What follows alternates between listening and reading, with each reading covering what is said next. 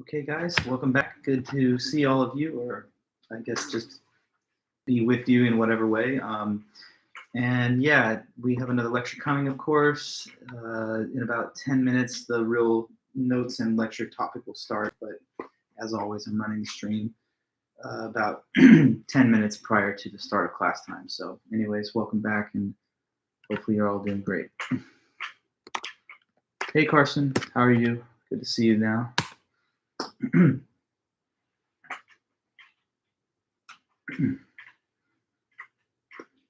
Welcome back.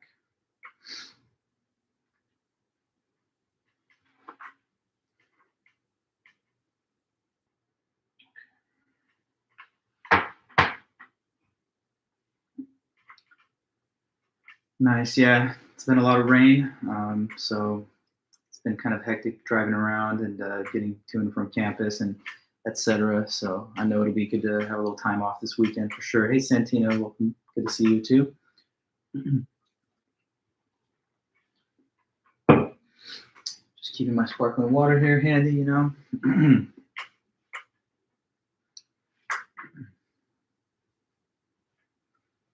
And yeah, we'll just, take a couple of minutes, obviously, and then we'll be getting started about 9 or 8 minutes from now.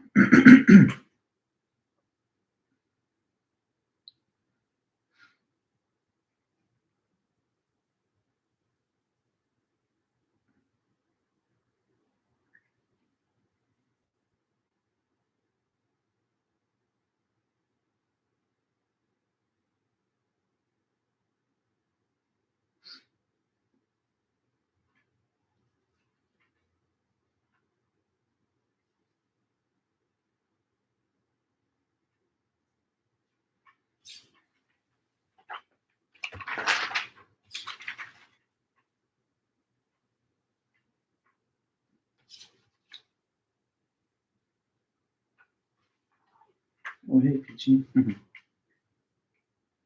kitty.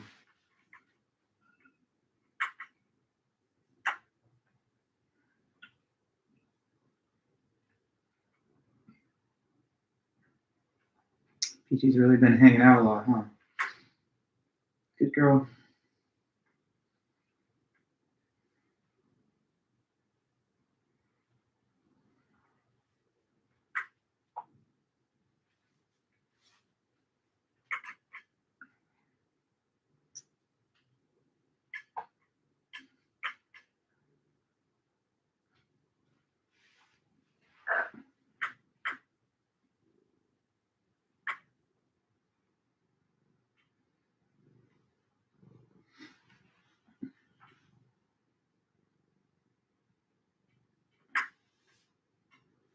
Hey, Peachy.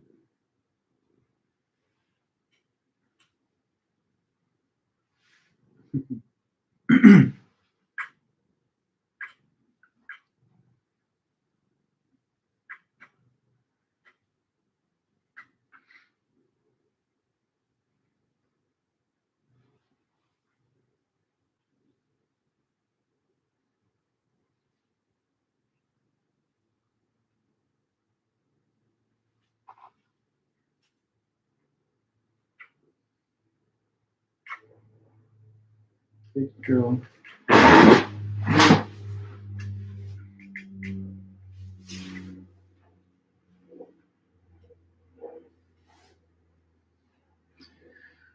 So still around 5 minutes.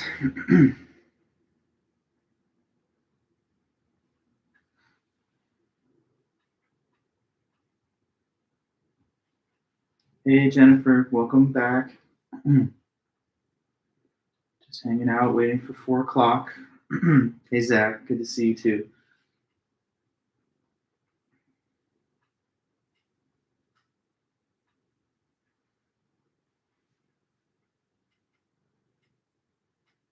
Peachy's saying hi. Okay, Peachy.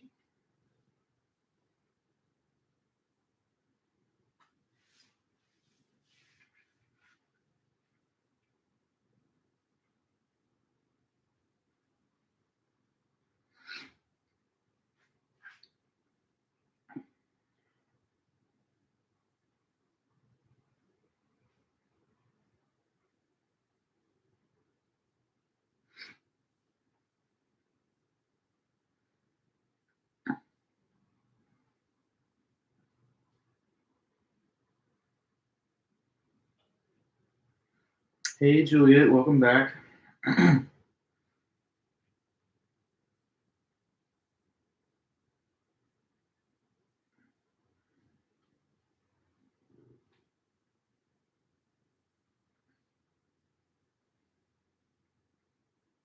Elena, hey, welcome. Hi, Leanne.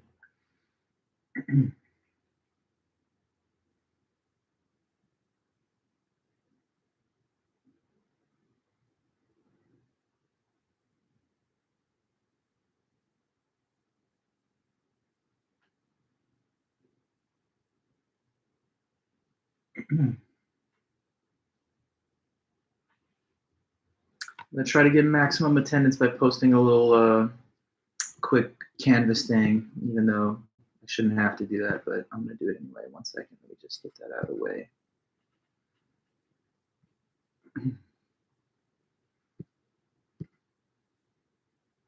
So I have another window open. It'll just take me a minute to finish this little quick post.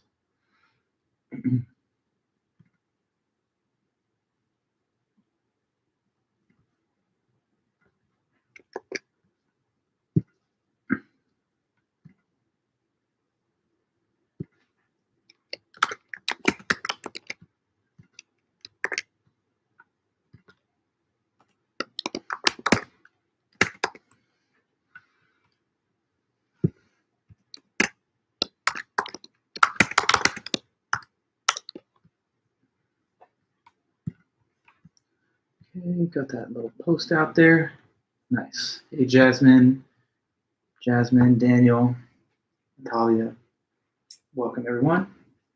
Just a couple minutes, and then we'll get it really rolling. Hey, Justin.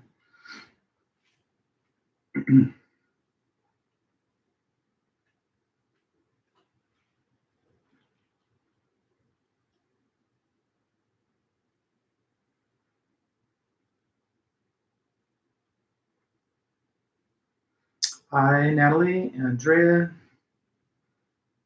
everybody. Great to see you guys.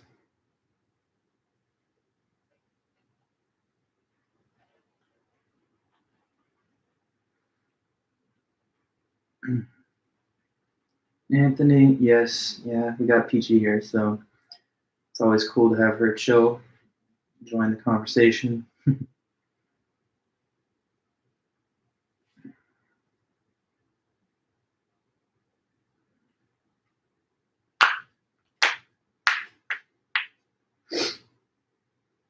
Mary Jane, welcome back again.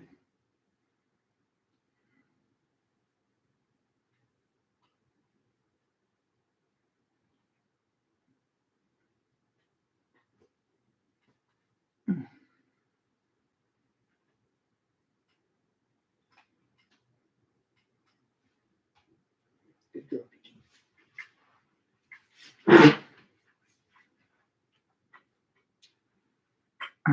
She's just such a cutie, huh?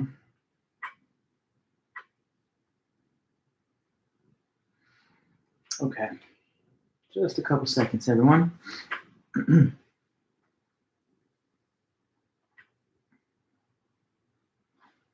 Hey, Nick, welcome back.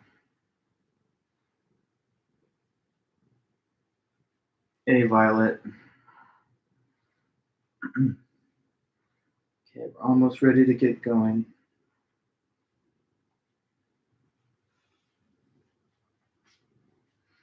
Tyler, good to see you too.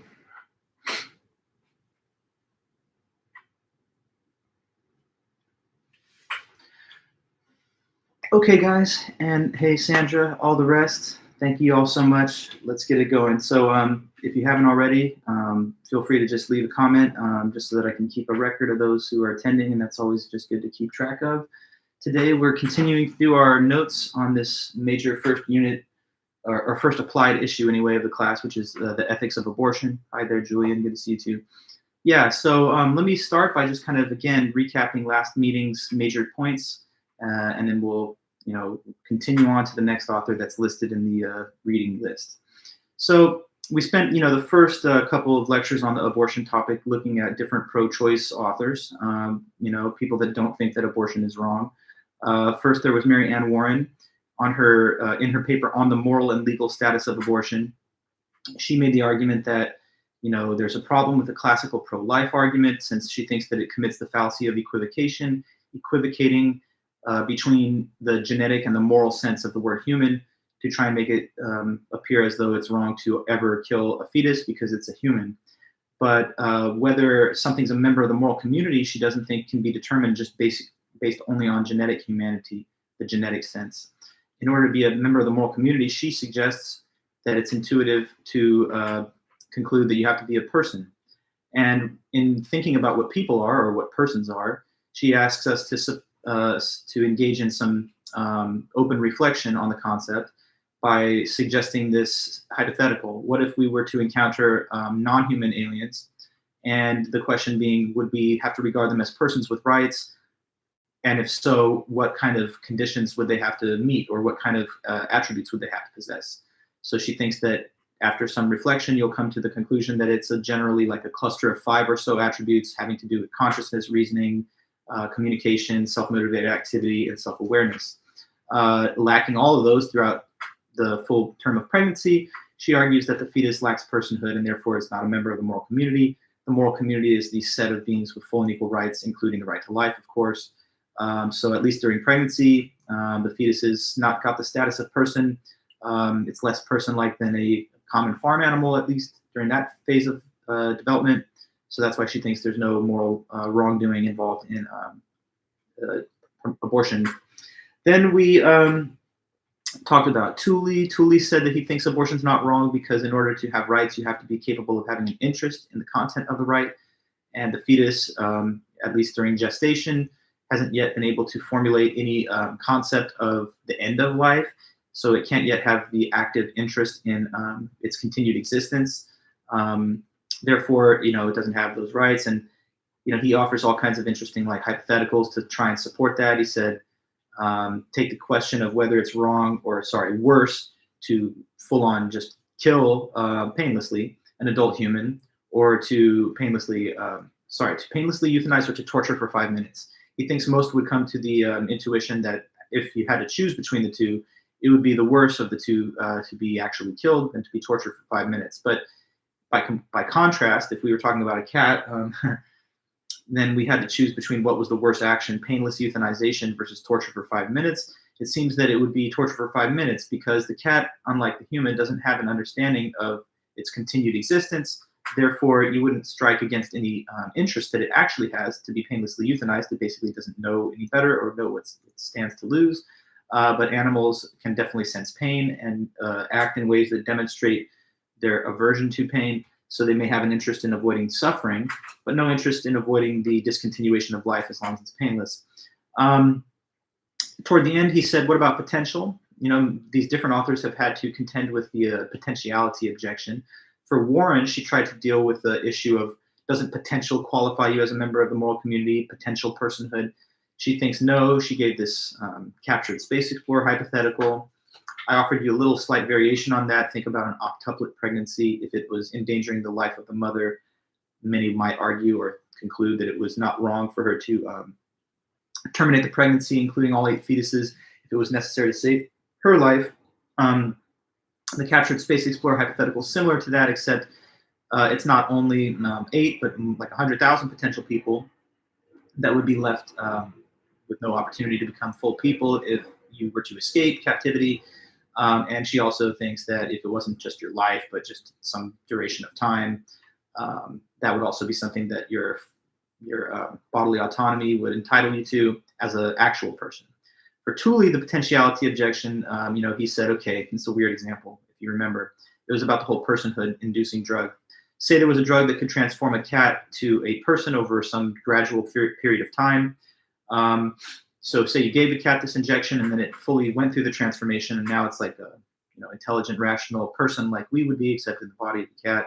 Then it would have the same rights to life and otherwise that we take as a given for ourselves, because it would have the ability to form an interest in all those things, because it would be intelligent enough and self-aware enough to know about them. But suppose there was a neutralizer drug. So if you don't want this potential to reach its outcome, then you could quickly neutralize it with the second drug so that it reverses and completely ends whatever progress it had made towards becoming a person. Having given it the first personhood drug, but then the quick neutralizer, it seems intuitive to say that it would still have the status of a being that doesn't have these sophisticated rights. But if you wanted to prevent the onset of the potential, then the other way you can do that is to simply, kill the being before it reaches that potential, rather than having to neutralize it first and then kill it in 2 steps. Just admitting to the intuition that that's okay, he thinks rather, this is Tooley, Michael Tooley, just conceding to that point would mean that there's some kind of position that you may hold intuitively that having the potential to be a person is not by itself a strong enough basis to grant you a full-on right to life before the potential reaches its fulfillment.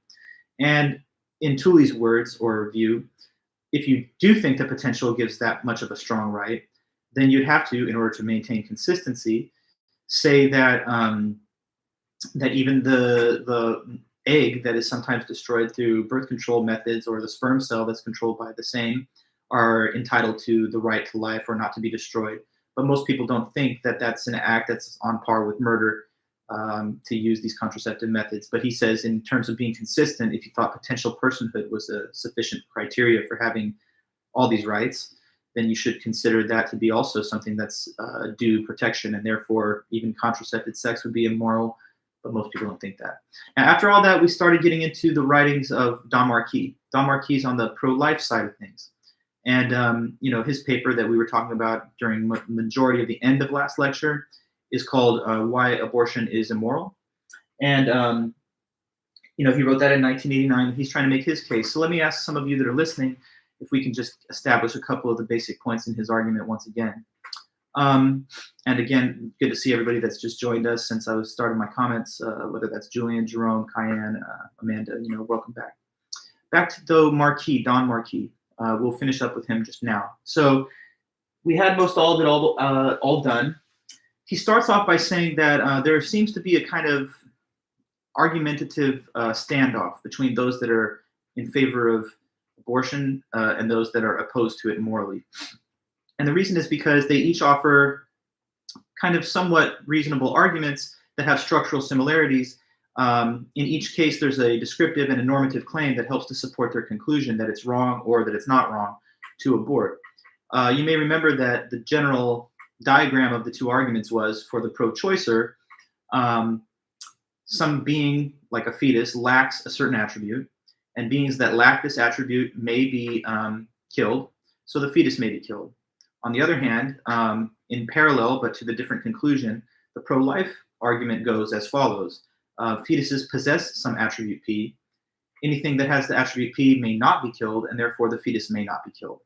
You may remember that in his description of these arguments, he says that both of them contain one normative and one descriptive premise. A descriptive statement is an is statement with no moral judgment or value judgment involved. A normative statement is an ought statement that does include some kind of normative judgment about right or wrong, or what is or what ought not or ought to be the case. So it's like in the first premise of both arguments, there's just descriptive claim, like the fetus either has a certain property or lacks it. The second premise is key because it says that either having or lacking that attribute qualifies you to have a right not to be killed, or means that you don't have any such right. And the way that this is kind of a structural standoff between the two sides is that they affirm the validity of their own normative premise, and they attack the normative premise of their opponent, but they don't accept the force of the counterexamples against their own view. One problem that could be mentioned for the pro-choice side is that they offer a normative statement there that is so broad, so narrow, that it would exclude certain members of the moral community that we think ought to be, included. Like, for example, severely mentally disabled adults. They might not have whatever the property P is, whether that's personhood, self-awareness, an appreciation of their future interests, or whatever.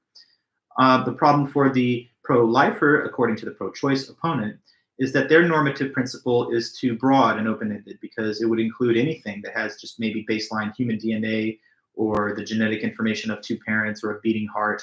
Because if that's the case, then, destroying a culture of cancer cells that's in a petri dish might be wrong as long as it has human DNA, or a baby that's got no brain at all, born through a severe birth defect, or maybe a comatose person.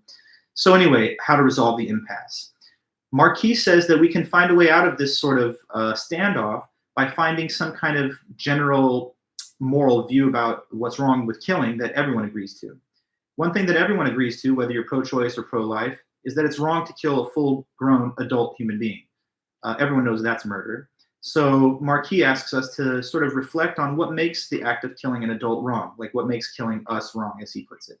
Do you remember anybody what he thought the major basis for that being wrong is? What's the wrong-making feature of killing an adult human? He said it's because it takes something away, and you'll maybe remember that either by memory or notes, or just the book if you have it with you. But let me ask, what did he say? The future, yes, not just any kind of future, but very good, Mary Jane. The future like ours, like the one that we have, a future like us. So, what kind of future is that? It includes the characteristic enjoyments, experiences, intellectual pursuits that are typical of adult humans. Traveling the world, speaking language, reading books, enjoying media and film, having lifelong relationships that are complex, using technology, and so on and so on. So that's the future like ours. It's a future that's uniquely attainable by sophisticated beings like what we are. And if you think about killing someone, he says, it's not that it's wrong because of the harm done to the killer. That's just a silly idea. It's not that it's wrong because of the pain caused to the relatives and loved ones, even though that is significant. It can't be the critical factor because, after all, there are some people with no such friends and family, and we don't think it's okay to kill a hermit because they lack those type of individuals. The primary person harmed, Karen, is the victim of the act of killing. And the thing they lose is, as you put it, the future like ours. So he says, as long as you're taking away a future like ours, you're doing something that is equivalent to murder. And that's why murder of an adult is wrong. But he thinks that the same thing that makes the killing of an adult wrong is also present in the act of killing a fetus, because the fetus, as much as the adult, or maybe to some people's mind even more so, has a future like ours available to it. Now, I was going to just finish this off by repeating a couple things I might have mentioned last time. Having a future like ours is something that is unique to humans, but he doesn't think that it's theoretically unique to humans. Suppose that there was non-human life forms somewhere in the universe, or maybe on the planet, I don't know, that did have access, that they could tap into that type of future like what humans have got. If there were any such thing, then his argument is something that could be applied to their case as well. So one interesting feature of his argument is that it's not drawing the circle of the moral community simply around genetic humanity. If it's something that could have a future like ours, then it stands as a member of the moral community that shouldn't be destroyed because that future is so precious and valuable not to be deleted or eliminated. So you kind of know what I mean? Like if there were, say, sophisticated, highly intelligent life forms that were non-human, his argument would not say it only applies to humans because we're the only things that matter. It would apply only to things that have this kind of future. As far as we know, we're the only things maybe that have that kind of future, although some people might make the case in relation to, say, higher apes or highly intelligent other mammals like dolphins or what have you. But at any rate, one virtue of his argument is that in principle, it could apply to non-humans, so it's not speciesist in that way. And another thing that's nice about it is it does have a little flexibility because it doesn't say that any act of killing a human being is wrong. It's only wrong in the case where they could have a future like ours. So suppose there was a baby born with no brain whatsoever. Then in that case, even if there was some kind of life support system that could keep it going, it wouldn't be necessary to do that. It could be permissibly euthanized because it didn't have the ability to enjoy any future like ours. Or a person in a permanent vegetative state from a comatose head injury or whatever, that would also be a case that would be an exception to his statement because that future like ours is not possible. There's also one other exception to the general moral prohibition against killing humans that's implied by his argument. That would be the case where the development of the pregnancy full term would result in the mother's death. So if it was going to kill the mother, let me ask if anyone thinks they can put this together. Why, according to Marquis, would that also be permissible? You'd still be taking away a future like ours from a human, but why would it be okay to do it if the pregnancy would kill the mother? Why do you think he grants that exception that's consistent with his argument? Let me hear it from you, because if you did allow the pregnancy to go full term, there's going to be another problem in that type of scenario. But yeah, why in the scenario of a life-threatening pregnancy would even Marquis, pro-life in his overall position, grant that becomes permissible? It's not the real versus potential thing, actually, no. Because if it was real versus potential, it wouldn't be that he appeals to the future like ours in the first place. It's good, Mary Jane, and not to worry. Hi, Jemin, good to see you. Yes, Mary Jane, you got it. It's that the mother also has a future like ours. So now we have two futures like ours that cannot simultaneously be honored. Like they can't both proceed. And if you're in a forced choice scenario, it's like pick which one will survive. They can't both survive. Either the fetus survives at the mother's expense because she'll die during delivery, or the fetus will die because it's aborted prior to that full-term pregnancy. If it's one or the other, he doesn't think there's any reason to prioritize the future like ours of the fetus over and beyond the future like ours of the mother. So that's a special case. Of course, most abortions do not involve a life-threatening pregnancy by looking at the actual statistics. But there you have another, I think, interesting aspect of his argument, because it's willing to accommodate some exceptions, since the future like ours is not something that necessarily is uniquely human, since it's also something that some humans may not actually be able to attain, and also because in those cases where there's a conflict between the survival of either the mother or the fetus, there's no need to like prioritize one over the other. Okay, so the mother in that case would be given the prerogative whether or not to end the pregnancy. But when there's no threat to her life, it's not permissible to end a future like ours for the reasons that we talked about. Okay, so that's all the Marquis, but we got to keep moving ahead. We have another important author now to just tell you about, and it's another pro-life author. So this is John Noonan, John T. Noonan Jr., but I'll just put his first and last name. Okay, now John Noonan's article came out in, let's see here, this was 1970, and it's called An Almost Absolute Value in History.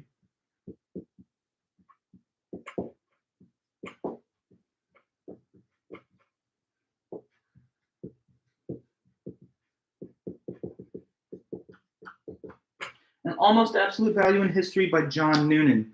John Noonan was a federal judge, also a writer that published articles in philosophy, obviously. And in this paper, he does try to make that case that, it's wrong to abort.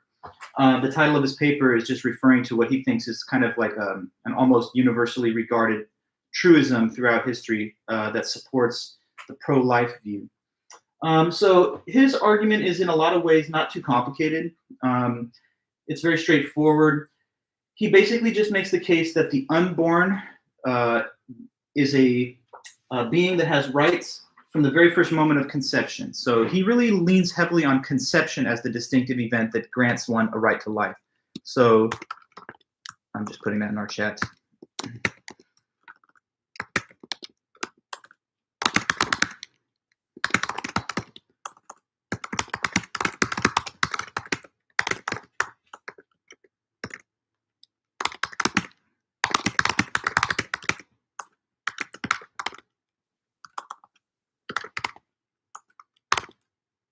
So right there, I put it in our chat. Noonan, John Noonan, the author, he says that right away at conception, the unborn fetus has the right to life. And hopefully maybe remember what the word conception means, what its definition is. It's just the moment of fertilization, in other words, when the sperm fertilizes the egg, and now we have a zygote. According to Noonan, all times after this, abortion is wrong. And since there's no time prior to conception in the development of a new human being, this means that in his view, all abortions are wrong. Well, sorry, Peachy. He says the reason for that, and we're going to get more into the details as we talk about it, but the main reason he gives for that is because at the moment of conception, there's a major leap in the probability that the individual fetus will become a normal adult in the ordinary course of time. Prior to conception, if you just consider the odds of the individual gametes becoming people that have not yet fused, they're infinitesimally small. So he thinks that is the key distinctive cutoff, because there's this objective discontinuity in the probabilities that a person will eventually arise. Prior to conception, the probability that, like, say, one sperm cell in a sperm sample will fertilize an egg and become a person is infinitesimally small. But once conception happens, the probabilities are pretty good that, if not aborted, would develop eventually into a person, about 4 out of 5 cases, 80%. So that's the big picture, but let's go ahead and get into even more details with it. So he starts off by saying, how can you determine whether a being has rights, or how can you determine whether a being is a member of the moral community? The typical position of a lot of, say, conservative Christians is that it's conception, and that any other cutoff point later than that is arbitrary. And he says this. He says that conception as the cutoff marker for what makes the act wrong going forward has a lot of strength compared with other cutoff points. So here's one part of his paper that we need to talk about. Noonan's critique of other cutoff points besides conception.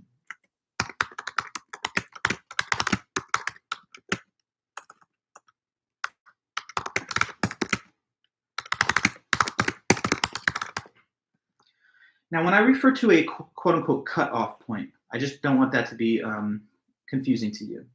So what we're talking about when we say cutoff point is, like, imagine that this event in the process of gestation or human development, we're saying that this is the line in the sand. Before this moment or event, abortion could be permitted. But after it, it cuts off that permissibility. Now, you may remember some of the other cutoff points that we discussed. So let's see if anyone in this chat can tell me. Conception is his chosen cutoff point, which, to be fair, is not really a cutoff because there's no time before it. So he goes all the way back to the beginning. But yes, one of them is quickening. That's right, Mary Jane. Quickening, you may remember, is the point within pregnancy where fetal movement can be detected by the bearer of the fetus. So that's one cutoff point, and he does talk about that. What's another one? You may remember there's a couple more. At least one more. The one that the Supreme Court used. Let me give you a hint. It's a little word. What was that word? Because some people say that prior to this event, abortion's okay, morally permitted, but not after. That's right, Mary Jane, viability. Who knows what viability is? Viability is the point within pregnancy where it's capable for the fetus to survive outside of the womb, like, say, on an incubator, as though it was a premature birth. Some people said viability was the proper cutoff point. Now, he gives a couple of other ones, too.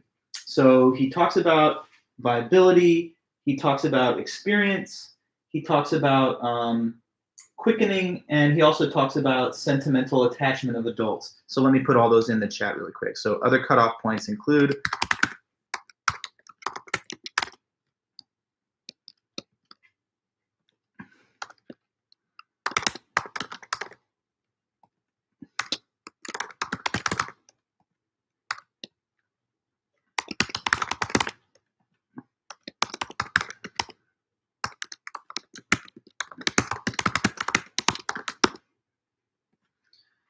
So Tooley's saying the only real cutoff point that has any moral force is conception. These others that, of course, happen later on downstream the process of pregnancy, they don't have the moral force that the abortion supporter would like them to have. So let me tell you why he doesn't find any of these other cutoff points to hold any kind of moral significance. We can talk about viability. Okay, so as I mentioned just now, viability is that moment where the fetus could survive, at least possibly outside of the womb. Now, what do you think is the logic behind suggesting viability as the distinctive event? The basic intuition would have to be that it's because at that point, the fetus could survive on its own. So now it is no longer dependent, in a certain sense, on the body of the mother. So it's like now she shouldn't necessarily have the only say as to whether the fetus survives, because though it is still in her womb, it's not impossible for it to survive outside. So it kind of, there's this phase of pregnancy that is totally dependent on the body of the mother. Otherwise, it wouldn't be capable of surviving. But then when you get to viability, late-term pregnancy, viability, third trimester, you might think that, okay, well, now it's no longer okay, whereas it might have been before, because now, as opposed to prior, it's gained this kind of at least theoretically possible independence. Does this make sense? So some say that viability should be the point to emphasize, because there's total dependence prior to that on the mother's body, but after that, it's not necessarily that it's absolutely dependent on it, because it could, at least in principle, survive outside. But here's why viability doesn't resonate with Noonan. Noonan says that when you really think about it, so there's a couple problems. Number one is that The moment when the fetus becomes viable is something that is subject to possible change with future technology. Um, we could probably push viability back farther and farther and farther, given more and more advanced tools to use to incubate the premature fetus. There have actually been some like artificially created wombs for like non-human animals, and therefore it seems at least conceivable that the point of viability could get pushed back farther and farther. And Noonan thinks that this therefore is not a very solid line in the sand because it's not actually a clear time marker. When does viability happen? In ordinary natural terms, it would seem to be, the third trimester of pregnancy. But suppose that we develop more and more impressive methods of incubation for premature babies that go farther and farther back through pregnancy. That would mean that this viability marker would be sliding back farther, and therefore it's not really a clear moment in time. It could occur at any time given artificial incubation methods. So one thing is that it's not like a clear identified marker in time. Another problem that he raises is that there's actually quite a bit of variability in individual cases as to when viability has been reached. It can vary from pregnancy to pregnancy, and there's even some scientific evidence to indicate that there may be general variations depending on racial categories. And think about how bad that would sound to say, well, like, I don't know, a European fetus, a white fetus has this number of days before it's no longer, before it's viable. But like, I don't know, an African American or Asian fetus may have a different amount of time that it takes to become viable. Should we really be willing to grant different standards for different individuals or even racial categories? That starts to seem as though it might be unequitable. And again, there is some evidence to indicate that viability can, at least at the margins, differ from either case to case or in some cases, general differences among racial categories. Now, and the other thing I would say, and the most important, I think, reason that he finds viability to be defective as a cutoff point is because when you think about dependence, philosophically speaking, dependence really has not ended when viability has occurred. Because even though it's like theoretically possible for the fetus to survive outside the womb in an incubator at that point in time, true independence hasn't been achieved until a being can survive on its own without outside assistance. Now, let me ask you this. How old do you think a human being would have to be before it could survive without any help from any other individual on its own? Meaning that it's truly now independent and it's not dependent on other people. Does that even happen once we have a newborn? No. It's going to take a little while. What do you guess or say? What age or what point in time would a human being be able to survive unaided by anyone else, not taken care of by anyone else?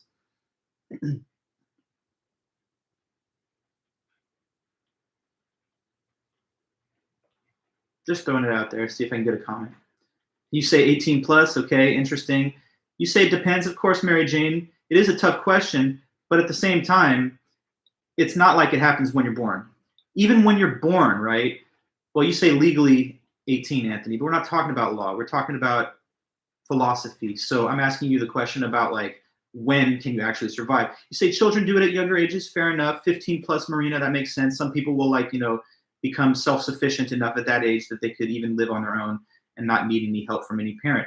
But if you have a baby, right, and nobody's going to take care of this baby's going to starve. They're not going to be able to secure food, resources, water, and they would just die without any kind of help from other people. So if you really thought that it was viability the important event because it marks the end of dependency, it doesn't truly end the type of dependency that's needed for future survival.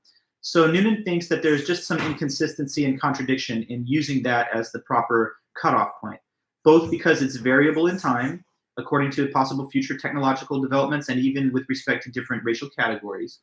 The other thing, again, is that dependence does not truly end with viability. So there's not really any substantial lessening of dependency at the event that we call viability. Therefore, it doesn't seem to be a special event to Noonan, and therefore it can't bear all this moral weight. What about quickening? Okay, well, quickening, he thinks, is kind of like a relic of the old, earlier Christian Catholic doctrine of ensoulment, because now you can feel the movement of the fetus, and so now it makes its presence known by means of that movement. But He doesn't think that can be morally relevant. After all, there are non-human animals that achieve quickening at some stage during pregnancy, but we don't think that that by itself grants them membership in the moral community. So he just quickly sets that aside. With experience. Now, this is one that hadn't been talked about before, so let me explain what he means by that. Some people would think that it's not until and unless you can have experiences that you could have rights, like the right to life.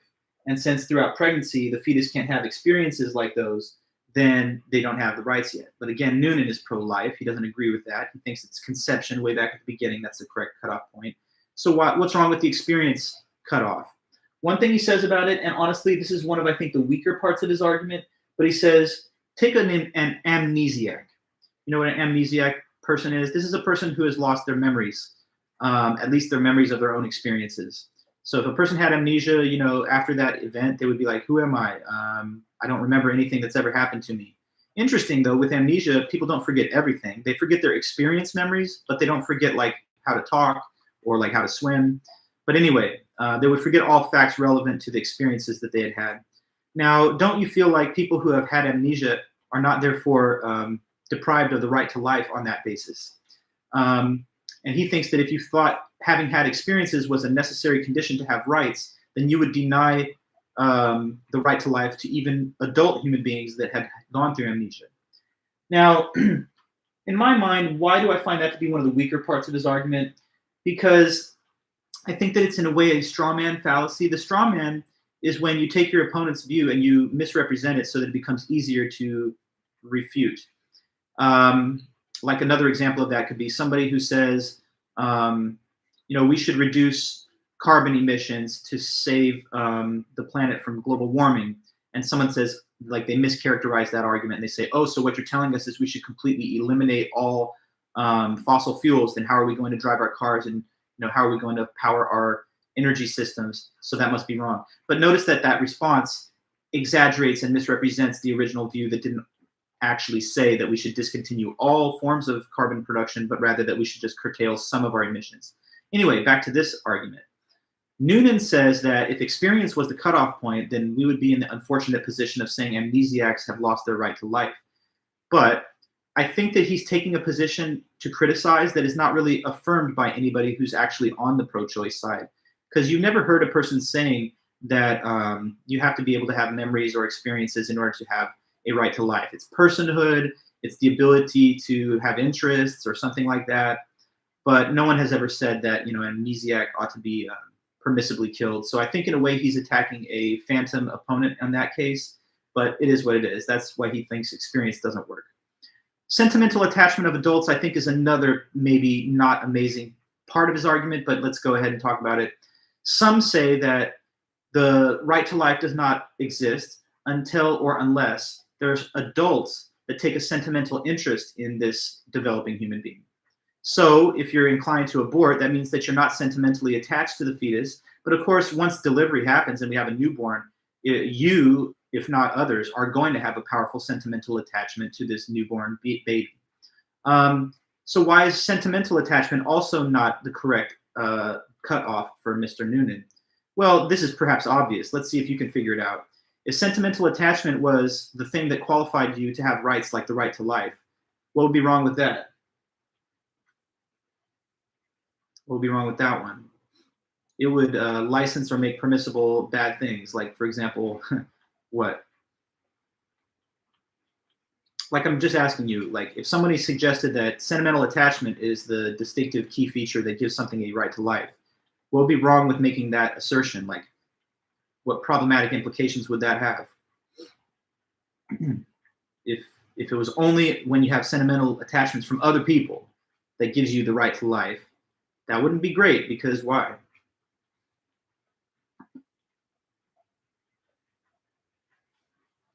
Because not everyone has sentimental attachments from other people. Exactly, Tyler. So it would be your right to life would depend on whether other people take a sentimental interest or attachment to you. So as we know, there have been time periods in world history and even in the current day in some cases where entire categories of people have been dehumanized and therefore socially outcasted and regarded as not having rights. We don't want to grant that there could be some kind of legitimate basis to that. So it shouldn't really depend on whether people have attachments to you. he also gave one more. I guess I should have included this. One more: membership in society. Membership in society, I'm not exactly sure what he means by that, but it could be something like, having had a social security card issued to you, a birth certificate, or at least being like some kind of participating member in the social contract. But if membership in society was the key feature, then again, he thinks that would have the same kind of problems that sentimental attachment would have, because there have been, of course, historical periods, take the Holocaust as an example, where some people were dehumanized or maybe excluded from society. Do we really want to open the door to the idea that social outcasts or undesirable people from the point of view of some kind of majority consensus in a social system would be deprived of their rights to life? So that would usher in, all kinds of horrible atrocities, perhaps, and it would make them seem justified because of these factors that are being described. Now, again, I do think that it's not necessarily a claim that is advanced by anyone really on the pro-choice side. So here again, I think that it could be that he attacks a kind of phantom opponent, because no one has ever said that it's social membership or sentimental attachment.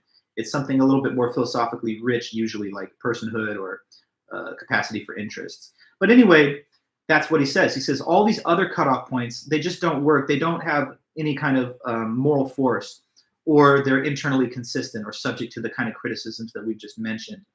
So one thing I'll say before I make the next point, it's kind of interesting to hear him launching into this critique of all these cutoff points, because there's one thing that him and, like, say, a pro-choice person can agree on, which is that certain cutoff points are not correct. But they say this for different reasons. The pro-choice person may say that, like, oh, viability is not the correct cutoff point because they think that it's all the way to the end of pregnancy, or quickening is not the cutoff point because it's all the way to the end of pregnancy or even afterward. He attacks the cutoff points because he thinks that the real marker is way earlier. But it's like either side can sort of agree that some of these don't necessarily bear moral relevance or moral weight, but they're just saying that for different purposes. To Noonan, critiquing these various cutoff points is intended to show that the real cutoff point is right at the beginning. For a pro-choice individual, they may say, experience, quickening, those don't give you a right to life, because they think that the right to life doesn't even exist at all until at least delivery, or maybe even after. So anyway, then, what is the right cutoff point? You may remember, what did he say it was? Let's just hear it back one time, chat. What was it?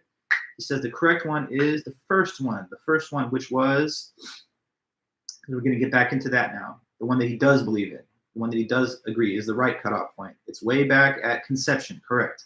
So why is conception a better distinction to bear this moral, principle?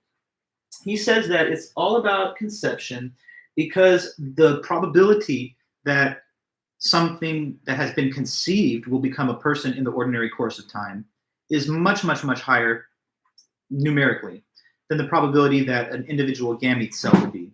So here's what he does. He chooses to focus our mind on an individual sperm cell in a given sperm sample.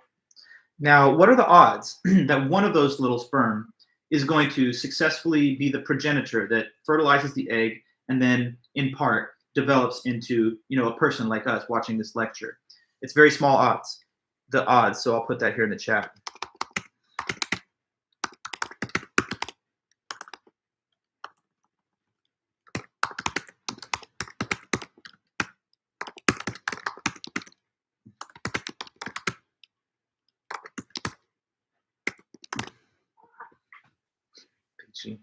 So it's 1 over 200 million. 1 out of 200 million. Those are tiny, tiny odds. Just because of how vast the number of individual sperm there are in an even single sperm sample.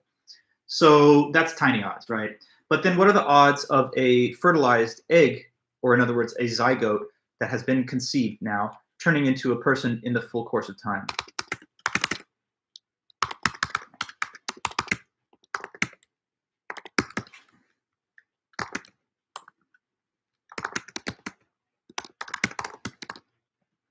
That is 4 out of 5. So he says, looking at this, we see something objective. We see some kind of mathematical, something more robust. Before conception, a cell that's a sperm cell has a 1 out of 200 million chance to become the progenitor sperm cell. Once fertilization happens, though, that fertilized egg, in 4 out of 5 cases, which is the majority of cases, 80%, would become a human. So he says, look at this big leap in the probabilities that are involved. This is an objective discontinuity, which he thinks is the moral foundation of the claim that abortion's wrong. And he says these odds require us not to abort. He says maybe it would be different if only like 5% of fertilized eggs reached mature human status in the ordinary course of time. Then you would say, well, when I destroy this fertilized egg, I'm destroying something that had only a small chance to become a person. That'd be a tough case, because that would mean that even when people, fertilized an egg, for the majority and vast majority of cases, there wouldn't be a human developed. But in reality, it's about 4 out of 5 cases. So, if it's 4 out of 5 cases, he thinks that's not an arbitrary cutoff. He thinks the other cutoff points are arbitrary. They don't really bear moral weight. But this one does, because of this kind of discontinuity in the probabilities before and after. So before and after viability, he doesn't see a significant moral difference in terms of dependence. Before and after quickening, same.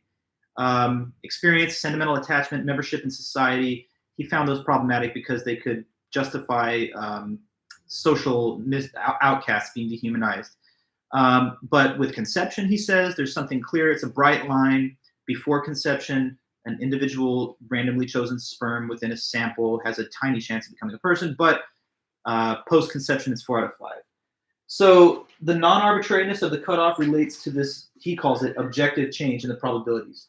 So as he argues, once you've got the full genetic code of the mother and father, the complementary gamete cells have been fused, we should consider that to be a human with all the rights that we enjoy, or at least the ones that apply to it. Of course, the right to vote doesn't yet apply to it, but the right to life does, because it's a living thing, and it's been conceived. So he thinks then that you could not permissibly end the fetus's life, either for what you think is its own good or for your own sake, because it's wrong to do that to human people without their consent or without their authorization. Now, there's one exception that his argument still allows. Let's see if you could think about what it is. What would be the one exception to his overall rule, or moral conclusion, I should say, that abortion's wrong? The only unique special case in which he would say that it's not actually wrong per se is if the abortion was needed for what reason? Just think about that if you can, and see if you can tell me. Even Noonan agrees that there's one case where abortion's okay. You say medical, basically Santino, he's talking about the case where it's fatal to the mother's life, where it would end her life. Because, again, she has a right to life. He argues the fetus at all stages of pregnancy back to conception also has a right to life. But sort of in line with Marquis' view, there's no reason to necessarily place the right to life of the fetus on a higher par or place greater value or importance on it than the right to life of the mother. So in that one unique case, two cannot both survive. Therefore, favoring the mother's life over the fetus, he sees that as fair enough. But in all the other cases where it's just done for the sake of not wanting to continue one's pregnancy, or even out of a perspective that the fetus is going to not have an ideal future, maybe with only one parent or not with enough financial support, these are not legitimate reasons to kill a person with a right to life. You can't kill someone because you think you're doing it for their own good. You have to have their permission to do that in the case of a real human, an adult, I should say. So he thinks that the same kind of moral reasoning should apply to the fetus because, again, he thinks the right to life exists way back at conception, given this kind of probability of reaching maturity that he uses as his kind of major premise. Now, at the same time, though, he says a couple of, eye-opening things at the very end. He says that suppose the mother, though, does want to sacrifice her life to carry the pregnancy full term, knowing full well that it's going to kill her, but result in a successful delivery. He says that she's at liberty, if she wants, to sacrifice her life for the sake of the fetus. And he says some kind of quasi-Christian type things. He says, in the Bible, Jesus, as you know, they say, died for everyone's sins, right? So laid down his life, sacrificed so that other people could benefit. And he says, there's a virtue in that. So we're not telling you that the mother has no right to abort if her life is at risk. But if she chooses to sacrifice her life for that reason, it shouldn't be condemned or criticized either. He thinks it's a noble, virtuous sacrifice if, in fact, a woman chose to do that. So self-sacrifice to the point of death is often regarded as something to be commended And therefore, he also says that as much as she may have the right under those circumstances, we also shouldn't tell people that it's wrong if someone wants to, set their lives aside for that reason. Now, there's a few things I'll say just here in the very end that I find problematic about those last sequence of arguments that he gave, or the last couple premises about like 1 out of 200 million versus 4 out of 5. One thing I think he's doing here is playing a little bit with the numbers to make his argument seem stronger, because why select the case of only one of the sperm within the sample? Obviously, the joint effect of all the individual sperm cells being in the sample will raise the probability of fertilization quite a bit. So, I mean, maybe he's thinking, well, only one of them could fertilize, so only one of them has a chance to really become a person, at least in part, because it's part of the gametes that form the fertilized zygote. But if you were to take the probability jointly of all the sperm within a given sample, it wouldn't be 1 over 200 million. A big part of what he thinks is helping impress people with the argument is this major gap in the two numbers, 4 out of 5, as opposed to the fraction 1 over 200 million, a major difference. But if we could somehow characterize the prior to conception statistics differently, then it would be also a different number. Furthermore, he chooses the sperm, I think, for this exact reason, because there's so many of them, millions and millions of them in a single sample. If he had chosen the female gamete, the egg cell, there's obviously very much fewer of those than there is sperm. So that would have also made it seem as though the probabilities could have been reduced a little on the prior to conception side of things if we were talking about the egg as opposed to the sperm. And another thing, I guess, is that you could argue that there's really no probabilities that exist prior to conception, because a sperm cell by itself, if it's not joined with an egg and vice versa, an egg cell with no sperm has no probability, you could argue, one way of putting it, has no chance to become a person because it needs complementary set of gametes from the other gender or sex. So you could say that maybe he's fudging the numbers a little bit because, 1 over 200 million sounds like it's a tiny, tiny probability, but you could argue almost that the probability is 0, since there's just nothing that exists yet that could potentially become a human until fertilization has occurred. So, those are a couple of different problems that maybe could be raised in opposition to some of his claims then. Now, so anyway, I guess that's really all I had to say to you guys about Noonan. And if that's clear enough, and if you guys feel like you can understand it, then just let me know in the chat. If you have any questions about it, I could go back. But if that makes good sense, we're going to move ahead to the next author. We've got some time left today to finish up Thompson, Judith Thompson, and then we'll also talk about her on Tuesday as well, because we'll need both of those meetings. But that's fine, because in the schedule, she's listed for today and for Tuesday. So we're actually back on track pretty much. All good with the Noonan, you guys think, or what? His argument's pretty straightforward. It's like, at conception, you've got a human with rights. It's not anything that happens later. These other cutoff points, there's no significant moral difference in the before and after. The reason this one makes so much important difference is because of this objective discontinuity in the relevant probabilities that are involved. And that's why he thinks that we should regard conception, the earliest cutoff, as the one that's correct. But again, in the chat, let me know. I don't want to just run on. Are we all good? I like to ask that question before I move to the next author, because I don't want to leave any kind of unresolved issues. But I think that's probably, all the notes that I had in mind for the Noonan. Okay, cool. Thanks, Jasmine. I like getting that little feedback. Okay, perfect. You're confused about the counters, Mary Jane. Which counters? The counters to Noonan? I can go back over some of that if you want to formulate a question with relevance to that. The counters were just that he needs us to appreciate a difference between the probability of something reaching adult maturity before conception and after conception. And in my view, the chosen statistic of 1 over 200 million could be misleading, because it's possible that if we had talked about a female gamete instead of the sperm, like the female egg, there's not 200 million of those. And so the probability that one of them will reach maturity would be much higher by mathematical necessity, because there's simply not as many of them. So you're never going to have a fraction of 1 over 200 million when a woman doesn't even have, I guess what, you probably would know this better if you studied biology or something, but it's on the level of a couple of hundred in the course of a woman's life.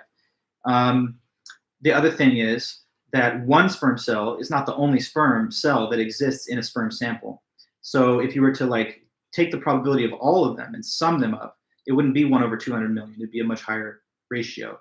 And then the other thing is that you could say that there's actually no probabilities that exist prior to conception. So trying to impress us with this disparity could be somewhat misleading, because you could argue that where probability to become a human is being spoken of, we have to have a fertilized egg, because an egg by itself or a sperm by itself, not joined together, have zero chance to become a person. An egg's never going to become a person unless it's fertilized, and a sperm's never going to become a person unless it fertilizes an egg. So you could argue that for these different reasons, maybe he's trying to suggest these two different numbers, but it might not be a legitimate basis to say that. That's all. If that helps, I tried to recap. Okay, so let me know if that's a little bit better. Okay, perfect. Thanks, Mary Jane. I always want to be clear. Let's go ahead then. We have one more author. After that, we're done with abortion topic, and then we'll move on next week, once we finish this, to the drug legalization, prohibition, and recreational use topic. So our next author, and the last author on this, it's actually a very famous article on abortion. Out of all the ones we've read, I mean, they're all very well known, but I would say that Thompson's article is one of the most classic and well discussed in ethics and in philosophy and in the literature on abortion. So this author's name is Judith Jarvis Thompson. That's letter J. Sorry if it's hard to read. Judith Jarvis Thompson.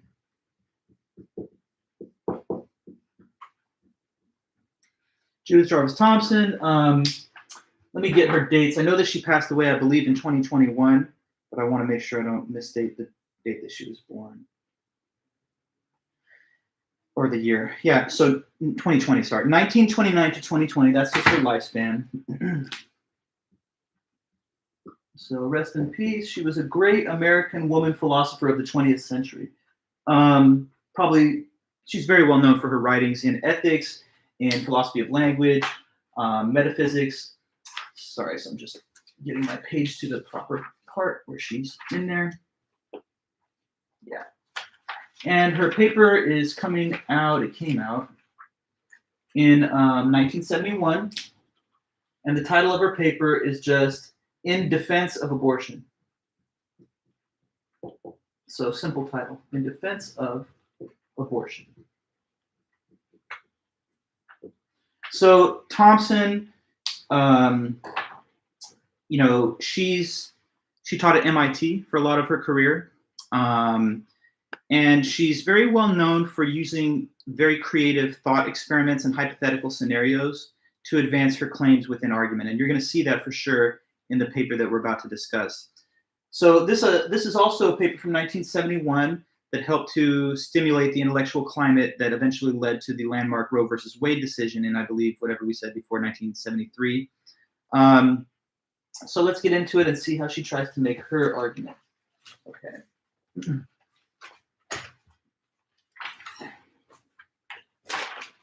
So, In Defense of Abortion, Judith Thompson. Now, she has a very inventive strategy for making her argument. It's a much different tactic or approach than our other pro-choice authors. The other pro-choice authors have tried to say that the fetus during pregnancy is not a person and doesn't have any right to life. And Thompson is going to try and grant that premise. She's going to try and concede the point that the fetus is a person with a right to life at the very beginning, from conception onward. But her strategy is going to be to show that even if you have the right to life, that does not make abortion wrong necessarily, at least not in every case. So that's an interesting tactic of argument. She's trying to grant her opponent a major claim. Normally you would think game over. If I tell you that the fetus is a person with a right to life from conception, right, that was like the whole game for Noonan. He thought that as long as he could show you that the fetus is a person with a right to life from conception, that all abortion would be immoral. Thompson's trying to say that I'll grant you that. Let's suppose that the fetus is a person from the moment of conception. Still, and nonetheless, she believes that many abortions, or even most abortions, could be morally permissible, regardless of whether or not the fetus is a person with the right to life from the beginning. So, I mean, that's kind of interesting. She concedes the point that a lot of the pro-lifers are arguing for. And she tries to show that even if this point was granted, it would not establish the conclusion that they want, which is that all abortion is wrong, or that it's always wrong to abort. She argues that the right to life, even when you have it, it's not absolute. It only protects you against unjust killing, but it doesn't protect you against certain other forms of withdrawing assistance that we'll talk about. So She begins by pointing out what we've said, that most opposition to abortion relies on the idea that the fetus is a person from the moment of conception. She says that this is not exactly well argued for, though, so let me explain this little subtlety. Like I say, she's going to grant the point that the fetus is a person from the moment of conception. But having said that, she also points out in the early part of the paper that she doesn't actually believe that. She's granting it for the sake of argument, as they say, but when she's pressed, she's like, but honestly, I don't think that it's a person from the moment of conception. The typical pro-life argument says something like this: a human being develops continuously. It's not like there's this discrete stage where all of a sudden there's a major change. It's a continual process of gradual development. Some say that to draw any cutoff line in the process of that gradual development would be arbitrary. That's something that Noonan said. That's something that some of the pro-choice people have said too. If you draw a line, it's an arbitrary line. And therefore, we should treat the fetus as a person from the moment of conception, because if we can't point out what distinguishing event gives it the right to life, then we should just play it safe and grant it the right to life from the very beginning. But Thompson says this is bad reasoning. She gives an example, okay? So let me tell you about this first example. It's the acorn oak tree example.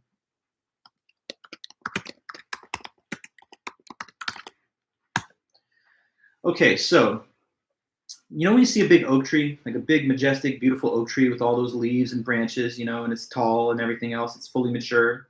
It started off as a little acorn, right? It started off as a little seed that had to be planted and grow. Now, an acorn, therefore, could be seen as a potential oak tree.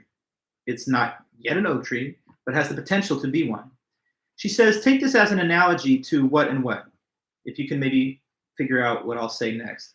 The acorn oak tree, it's kind of got a similar relation between the acorn and the oak tree, and what thing and what other thing.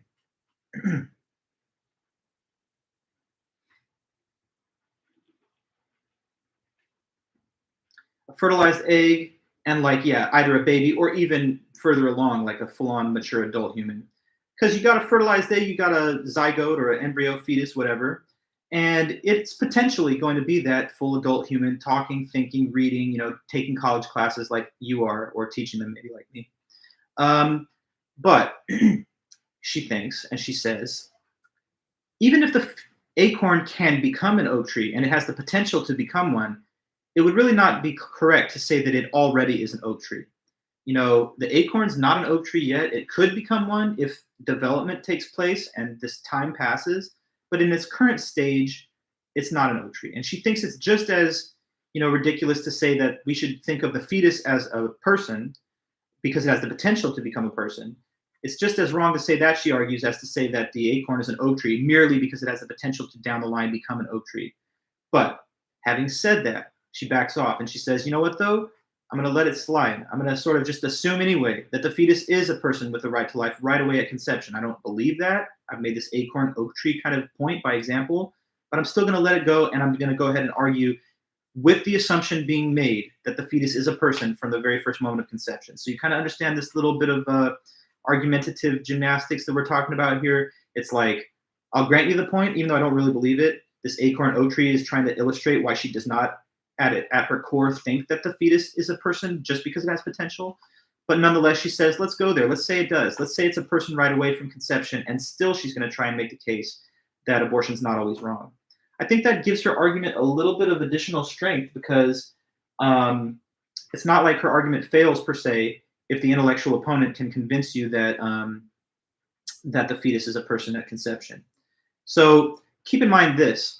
One of your essay prompts, the second one, I think it's the second one. The second one is I think Thompson versus Noonan. Now that we've talked about Noonan, we have Thompson just left. But there's one element of the essay prompt that says, imagine what the pro-choice person would say in response to the pro-life person's argument. And so Noonan says that the fetus is a person from conception with the right to life. His whole argument's based on that conclusion, or driving towards that conclusion.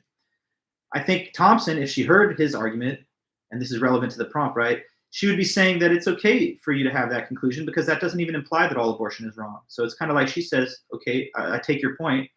Let's grant that you're right, but that still doesn't establish the wrongness of all abortions. So now she's got her task to get to giving us the reasons why it's still not wrong necessarily, even if even if the fetus is a person with the right to life from conception. I'm gonna put that in the chat so it's unambiguous. So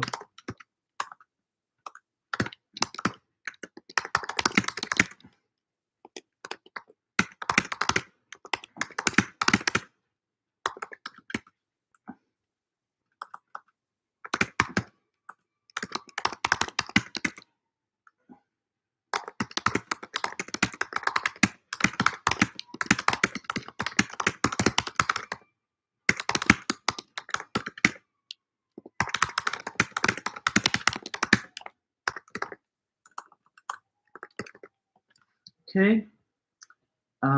Cool. So I just put here in the chat to make that point I'm discussing a little more clear and in a written form. Thompson argues that even if the fetus is considered a human with a right to life at the moment of conception, that still abortion is not always wrong. So here's how we go in the next part of her paper. She takes us through a series of interesting and in some cases, I'll be honest, pretty weird hypothetical scenarios. And these hypothetical scenarios or thought experiments are supposed to be revealing of cases where abortion is actually not wrong. Okay, so walk with me through these examples. Try to focus on the details of the examples. They're very creative. They've got a kind of storybook flair in some cases, but they help her to advance her argument. Her first, so Thompson's scenarios.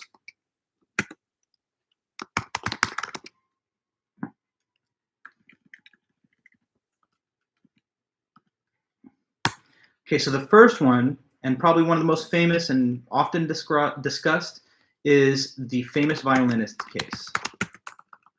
I know it sounds strange to even say famous violinist, but I'll tell you all about it.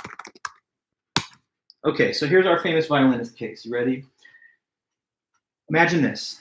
So you go to bed tonight, and just you go to sleep, but tomorrow when you wake up, something strange is happening, okay? You wake up in a place not where you went to sleep. You wake up in like a medical facility, and you're like, what the hell? What is this?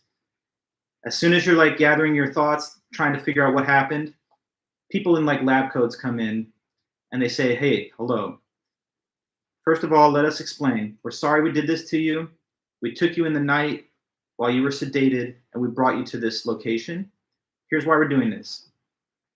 We are the Society of Music Lovers, they tell you, okay? And right now, next to you in the next bed, so you're like lying in, say, like a medical hospital type bed, they say, okay, well, we've connected you to this person in the bed next to you. This person in the bed next to you is a famous violinist. They make beautiful music. We appreciate their music. The artistry is, next level. They're so good. We love this musician, this violinist. The thing is, though, he's suffering from a very rare form of a fatal, I guess, kidney ailment, and it will kill him if we don't intervene. We're trying to prevent his death, all right? Now, we did our research, and what we discovered is that you, who we took overnight from your bed, you have like the sort of very rare blood type that he also has, and so here's the way we're trying to save his life. We've connected your organs to his, and you're like filtering his blood with your kidneys. And that's going to keep him alive. Now, we don't need you forever. We just need you for 9 months. We need to be able to use your body for a 9-month period of time to sustain this violinist's life. And if you stay here bedridden, letting him depend on you for that time period, then he'll be saved. And then at that point, you could just get up and leave. And you'll survive, and so will he. But if you disconnect yourself from him before this 9-month time period is over, he's going to die because you withdrew the support of your organs from him. You guys understand this hypothetical so far? I hope I haven't lost you. The hypothetical involves you being basically abducted overnight while sleeping, waking up in this medical facility, being told that there's another human adult that they love and appreciate who is dependent now on the use of your organs for survival for a 9-month term. Should you get up and leave, what's going to happen to him? He's going to die, okay? But if you allow yourself to stay connected to him and undergo the burdens and loss of autonomy that this involves, then in that case, at the end of the 9 months, you can leave and he'll be fine. Now, Thompson just poses this question to the reader right now. Question for you. Anthony, let me get your question first. I'm assuming she's saying that the woman has the right to decide whether the embryo or baby will live or die since it's surviving on her baby and her organs. It's not just to have to be a woman, but you're basically right. One of the interesting things about this hypothetical is that it's not gender specific. So suppose you're a man. If you were also attached, you'd be now able to put yourself somewhat in the position of the person who's got another human being that depends on their body for survival. And if they withdraw the use of their body from that individual, they're not going to survive. Marina, you say, did you know that was going to happen? Like, did the person agree to it beforehand? No. That's important too, Marina, and I'm sure you're already you're thinking critically. You're like, well, how is that similar to every case of pregnancy? Because in a case of pregnancy, usually there's a voluntary act that is taken, which exposes the person to the risk of possibly becoming pregnant. In this case, the person that is taken to the Society of Music Lovers like medical facility had no consent to the interaction. They just woke up there without having granted any permission to have this done. But before we get into those little extra details, the first main question has to be put out there. If this were to happen to you, do you think that you would have the moral right to disconnect yourself, knowing that it will kill that other person or result in their death anyway? Or do you feel like you'd have an obligation to remain attached? That's the question. And she thinks that most all would probably overwhelmingly side with one view of this. But, let's just try and get to the point. What do you think she's trying to say? That it seems intuitive, common sense, obvious, whatever, that you'd have or not have the right to what? That you'd have what? Would it be morally permitted for you to leave? Marina, you say, I was thinking if the person agreed to it beforehand, they would have a moral responsibility. But if we didn't know, I think there's no moral responsibility. Yeah, well, that is the case. The case as given is you had no consent to this. You did not consent to be placed in this relation to the other person that now depends on your body. So it was done without your will. And you're saying, yeah, you think there's no real moral responsibility. And she believes that most anyone who just, realistically thinks about the scenario would probably come to the same conclusion. Now, why? Because it's a burden on you. Now, does it end the life of this other person when you withdraw your body from them? Yes. But they've got no right to the use of your body if you're not willing to grant them the use of your body. So she thinks that this case, it establishes the moral permissibility of abortion, but at least in one special type of scenario. And then, Marina, this will probably speak to your question earlier and the current topic or comment. She's arguing that if one became pregnant but without consent, then they would be at liberty to abort, even if we assume that the fetus is a person that's got a right to life.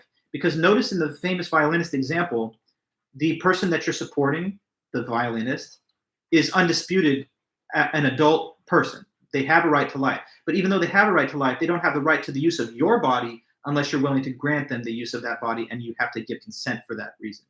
So you say, Anthony, I like that, Marina. I personally think that even if they agree and weren't able to do the 9-month, it would still be okay since he would have died without her help at all. Responsibility is still at play, but that's my thoughts. So I mean, the point that you guys are discussing that's relevant is consent being given to allow the use of your body for this other person to survive. And she carefully crafts the example in such a way that we are told there's no consent given. So question, what kind of scenario of pregnancy is she saying that at least this establishes to be morally permissible? This hypothetical scenario, she thinks, and the conclusions derived from it, can at least suggest that it's morally permissible to abort if the pregnancy was due to what? If the pregnancy is a result of what?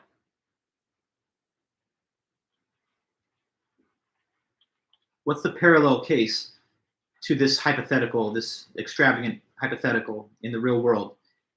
Rape.